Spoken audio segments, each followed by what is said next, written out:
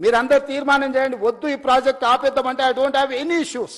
మీ అందరికి ఇష్టం లేని అభివృద్ధిని నేను ఎందుకు చేస్తాను? ఈ అభివృద్ధిని చేసి నేనేం నాతో పాటు తీసుకెళ్లేదు ఉందా? లేదే. ఆర్టీజీఎస్ కూడా లేదు పైకి పోయినప్పుడు ట్రాన్స్ఫర్ చేసుకోవడానికి. పోస్ట్ డేటెడ్ చెక్స్ ఇచ్చినా కూడా పైన పోయినాక ఎన్కాష్ చేసుకోవడానికి ఏం లేదు. ఏం చేసినా ఇక్కడనే వదిలేళ్ళాలి, ఏం సంపాదించినా ఇక్కడనే వదిలేళ్ళాలి.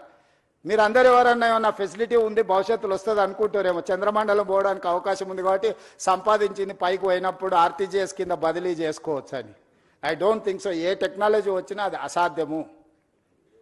మనం చేసిన మంచి ఇక్కడే ఉంటుంది, మనం చేసిన చెడు ఇక్కడే ఉంటుంది. కాకపోతే మంచికైనా చెడుకైనా నేను మంచికి ప్రతినిధిని కావాలనుకుంటున్నా.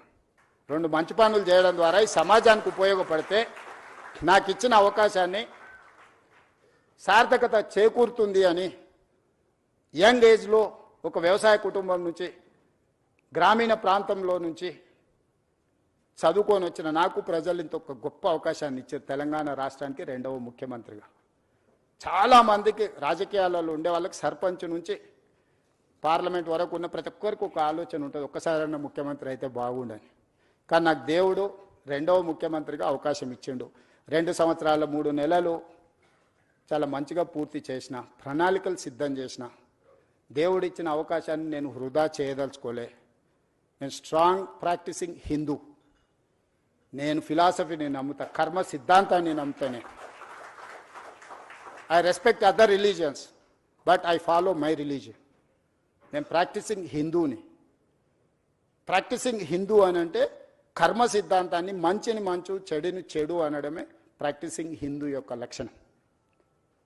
అందుకే ఈరోజు ఈ ప్రాజెక్ట్ ఎవరికి వ్యతిరేకం కాదు. ఈ ప్రాజెక్టు ఎవరి ఆస్తులను గుంజుకోవడానికి కాదు. ఈ ప్రాజెక్ట్ అనేది భవిష్యత్ తరాల కోసం మనందరం కలిసి నిర్మించుకుంటున్న ప్రాజెక్ట్. ఇది నా ఒక్కడి వల్ల కాదు. ఇలా పవర్ పాయింట్ ప్రజెంటేషన్ చేయడానికి ఎన్నో రాత్రులు, ఎన్నో గంటలు, ఎంతోమంది ప్రయత్నం చేస్తే ఆ డీటెయిల్ ప్రాజెక్ట్ రిపోర్ట్ ఈరోజు సిద్ధం చేసినాము. దీన్ని ముందుకు తీసుకెళ్లాలంటే కూడా ఆర్థికంగా అన్ని రకాలుగా మీరందరూ సహకరిస్తేనే ఇది సాధ్యమవుతుంది.